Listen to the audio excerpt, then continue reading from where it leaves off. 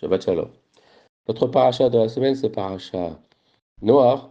Et dans cette paracha, on voit que tout de suite que la paracha met l'accent sur le fait que Noach, c'était un tzaddik. Et, mais un tzaddik pour sa génération. Et pourtant, quelques lignes plus loin, on voit après qu'il a planté une vigne et qu'il est devenu ivre. Comment ça se fait qu'un tzaddik comme ça est devenu ivre ensuite, un ivrogne, après quelques lignes? Euh, je pense que la question c'est, quand il est sorti de l'arche et qu'il a vu que la terre était désolée, qu'il n'y avait plus rien, plus d'arbres, plus d'animaux, à part ceux qui étaient dans l'arche et les êtres humains qui étaient avec lui, sa famille, le choc est arrivé. Il a fait pourtant tout ce que Dieu lui a demandé. Il a construit une arche, il a mis sa femme et ses enfants, et ils ont réussi à se sauver du déluge, de la calamité. Le fait qu'il n'a pas pu sauver plus de personnes, qu'il n'a pas, peut-être, il ne s'est pas battu pour sa génération à essayer de leur dire de faire tchouva, de regarder où sont les erreurs.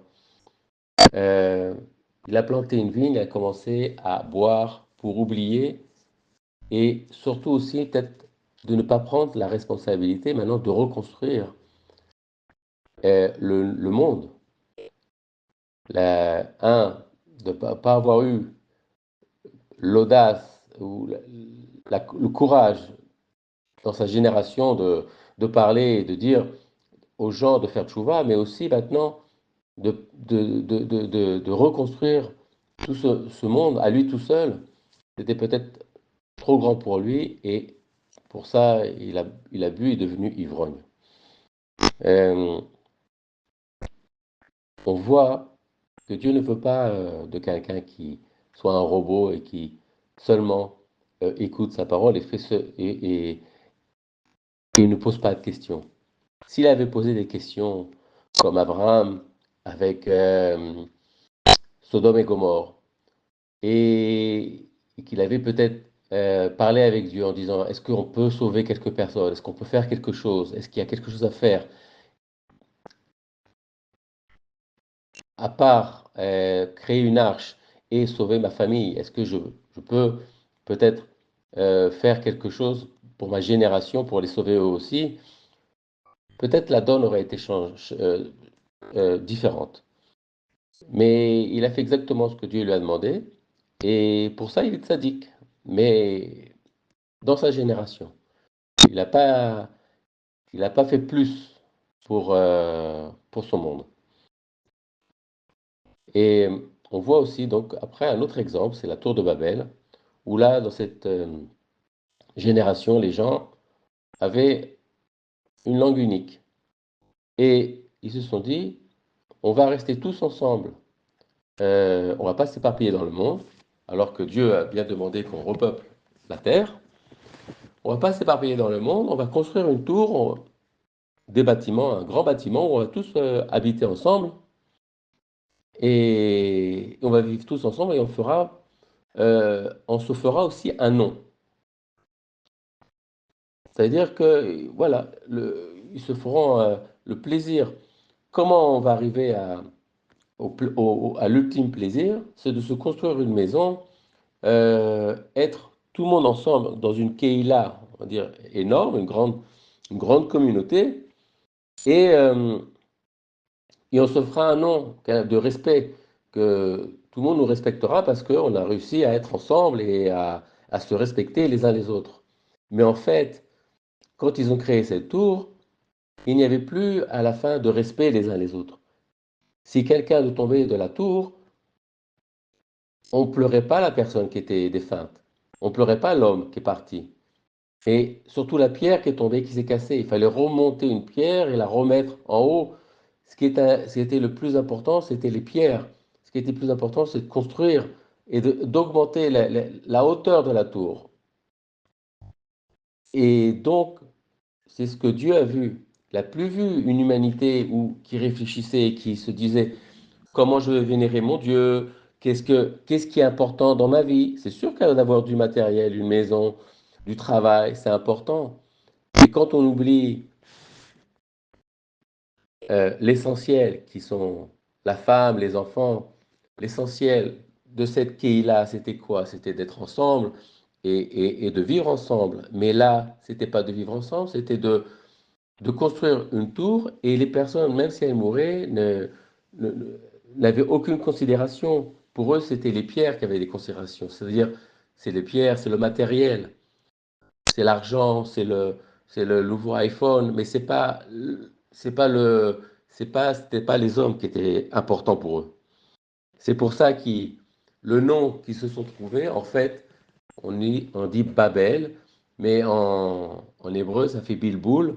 C'est surtout une sorte de confusion. Il leur donnait donc un langage, chacun différentes langues, et donc ils ne pouvaient plus se comprendre les uns et les autres, et ils ont dû donc se séparer et repeupler la terre ou se trouver un autre endroit pour vivre, chacun avec son propre langage, et, euh, et comme ça, l'humanité a pu commencer à reprendre. On voit un peu de guématriote. On voit dans la parachute Noah que l'arche de Noah, alors elle faisait 300 amas de long. 300, c'est la lettre Shin dans l'alphabet. 50 amas de large, 50 c'est la lettre Nun. Et 30 amas de haut, c'est la lettre Lamed. Alors, on va écrire ces trois lettres ensemble, mais en milouï, c'est-à-dire tout en entier. Alors le Shin, ça va s'écrire Shin, Yud, Nun. Ça va nous donner 360. Le Nun, ça va s'écrire Nun, Vav, Nun, 106. Et le Lamed, Lamed, même Dalet, 74. 360, 106, 74, ça fait 540. On va rajouter Dieu, parce que Hachem, Echad, on va rajouter, puisque c'est lui qui a ouvert et fermé la porte de l'arche. Ça fait 540 plus 1, ça fait 541. C'est exactement la gematria d'Israël. Ça veut dire que là, d'ici, on voit que euh, tout ce qui s'est passé jusqu'ici, c'était pour donner cet embryon, ce premier élément de construction des hommes qui vont faire ensuite Israël.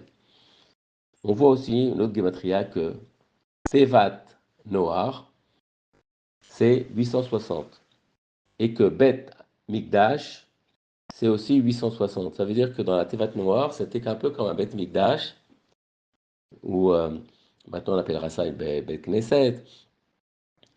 Tout était donc Kodesh, saint, et, euh, et d'où on sait ça? C'est parce qu'il y avait un mot qui disait qu'on avait mis une fenêtre, on appelle ça Tzohar, mais c'est aussi une lumière.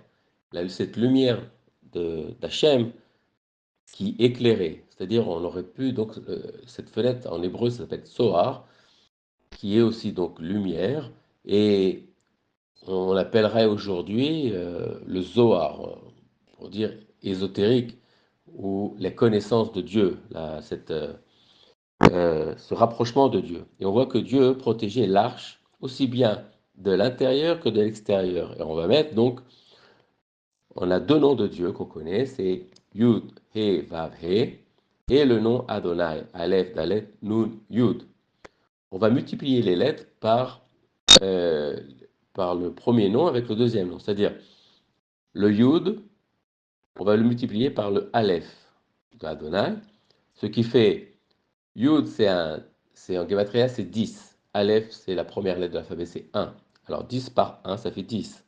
Ensuite, on a le E, c'est 5, multiplié par le Dalet, qui vaut 4. Alors, 5 fois 4, ça fait 20. Ensuite, on a le Vav, qui vaut 6, et le Nun, qui vaut 50. 50 par 6, ça fait 300. Et on a le He, qui vaut 5, multiplié par le Yud, encore, qui vaut 10. Ça fait 10 par 5, 50.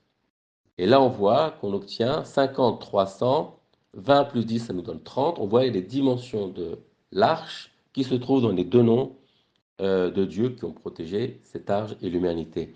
Donc, il faut avoir foi, continuer à croire en Dieu qui va nous protéger, protéger l'humanité de ses erreurs et nous protéger, nous, là, pendant ces moments de guerre.